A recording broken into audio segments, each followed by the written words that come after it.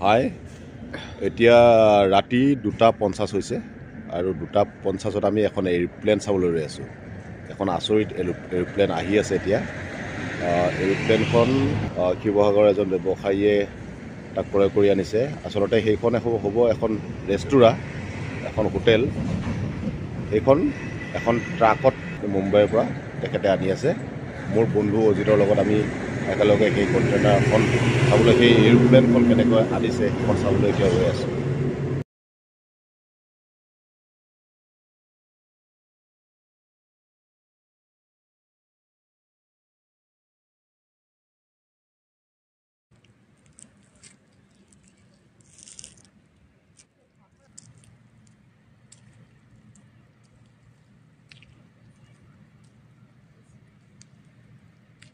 আমি বাইকেৰে আহিছিলোঁ এতিয়া, আকৌ ৰৈ বহু সময় ৰ'লোঁ। ৰোৱাৰ পিছত চাহৰ দোকান বিচাৰি আহিছোঁ বাইকেৰে। পূৰা ঠাণ্ডা, ইমান ঠাণ্ডা। এতিয়া 3টা বাজিছে। এতিয়া একাপ চাহ খাই লওঁ আৰু আমাৰ দেহটো গৰম কৰি লওঁ। এৰোপ্লেনখন এতিয়াও আহি পোৱাই নাই। এৰোপ্লেনৰ আশাত আমি ৰৈ আছোঁ। এতিয়া একাপ চাহ খাম, গৰম গৰম চাহ, যাতে ঠাণ্ডাটো আমাৰ নিবাৰণ হয়। মুখৰ পৰা এই ধোঁৱা ওলাই আছে অলপ অলপ। অজিত কি ক'বা? যিখিনি সময়ত আপোনালোকে সুনিদ্ৰাত ডুবি আছে, সেইখিনি সময়তে আমি ওলাই আহিছোঁ ঘৰৰ পৰা।